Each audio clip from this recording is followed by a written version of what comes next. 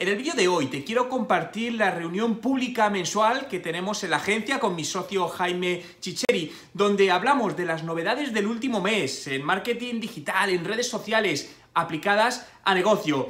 Si quieres ver de todas maneras la sesión completa, te dejo el enlace al vídeo donde está el 100% de la sesión.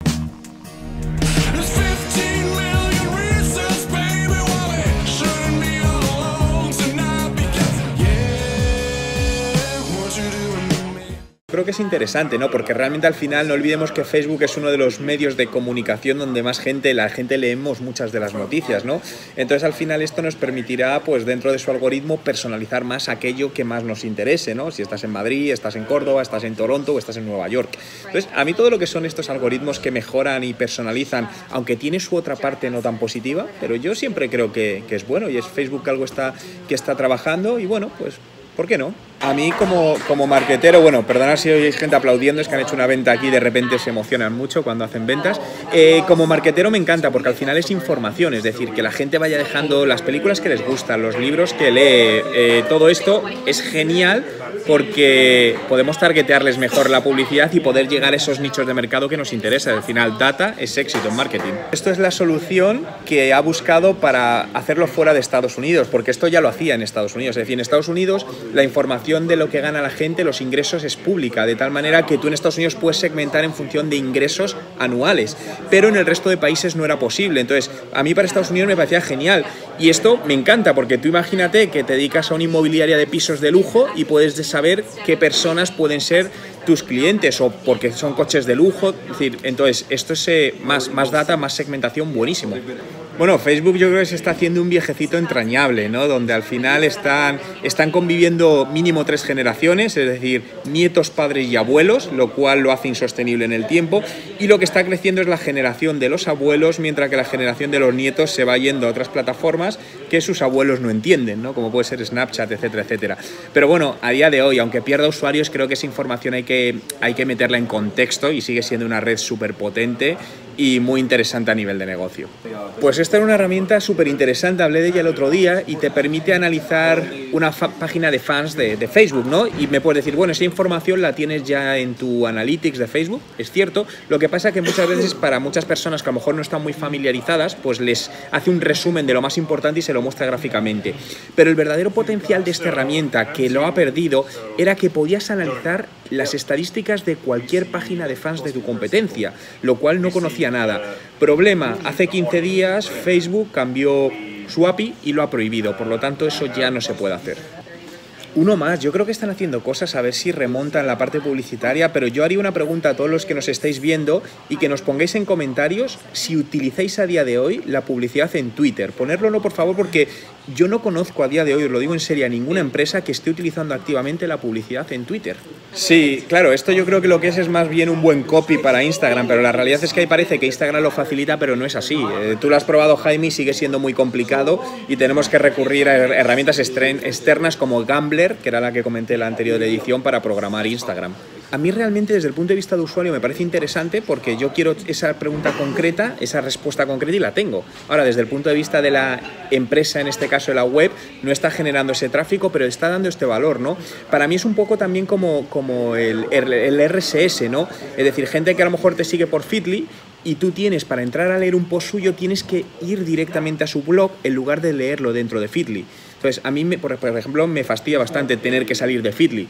Es un tema de experiencia de usuario. Hay una tendencia que se habla este año de hacer emails interactivos y yo tengo que profundizar más en eso, pero me parece interesante porque lo que se pretende, imagínate que cuando tú recibes un email, en lugar de hacer clic en ese email y que te lleve a una web, dentro del email poder realizar la acción que quieras, realizar una compra, imagínate un formulario dentro de un email, puede ser interesante, ¿por qué no? Entonces yo es algo que espero, vamos, que quiero verlo con ansias, ¿sí? Pero sobre todo yo creo que el problema es que muchas veces ponemos los indicadores de medición erróneos, es decir, al final nos preocupamos de que un mes tras otro suban las visitas a la web cuando debemos evolucionar a que a veces hay unas métricas más cualitativas que son de interés porque esto está mejorando el branding de tu negocio y a lo mejor eso no se replica en visitas a la web, pero está teniendo una mejora. Entonces creo que hay que aprender más a compensar eso, indicadores cualitativos y cuantitativos. Suena un poco a medida desesperada, ¿no? De a ver qué hacemos para captar usuarios para la publicidad. No sé, yo creo que Snapchat es una red que no está, sigue teniendo su fuerza, es indudable, sobre todo en ciertos países, pero al final lo que te tienes que fijar si tu mercado, tu cliente está ahí. Si está, usa Snapchat, ¿no? Pero por lo menos en España el mercado general al que nos dirigimos no es una principal. Creo que puede ser interesante, porque cuando realmente WhatsApp Business esté más integrado, cuando metan publicidades de Facebook y permitan hacer pagos, es decir, imagínate poder de algún tipo de publicidad que se meta en WhatsApp y que un usuario pueda hacer una compra directa. Yo creo que es interesante y que al final lo que están haciendo es una evolución hacia donde nos encontraremos un WhatsApp en 2 años muy distinto al WhatsApp que tenemos hoy. Pero de todas maneras eso de compartir pagos que dices, eso es interesante. Por ejemplo, Uber lo tiene. No sé si en todos los países, pero aquí en Canadá yo lo uso. Es decir, cuando a lo mejor cojo un Uber con 3 amigos, compartimos el gasto directamente de ese Uber. Sí, pero yo no sé si estoy mezclando con otro servicio que tiene, que pagando creo que son $5 al mes, te permite ver sin conexión las cosas. Porque es un servicio que estuve viendo el otro día, porque es interesante, ¿no? Porque al final cuando viajas y al final, pues este mes que vas a estar también tú así, yo qué sé, yo utilizo mucho Netflix, que te permite descargar offline y vas en el avión viendo películas, pero siempre lo he echado de menos en YouTube, porque tengo muchos vídeos, yo la uso mucho y muchas veces si no tengo conexión no lo puedo ver. Yo la probé en su momento cuando salió también, tuve muchísimos problemas, al igual que tuvo mucha gente para el registro, había fallos, al final conseguí registrarme y yo estoy contigo, es decir, bueno, al principio no tiene publicidad porque no pueden meterla, como hizo Facebook en su momento, pero si va hacia adelante la acabarán metiendo.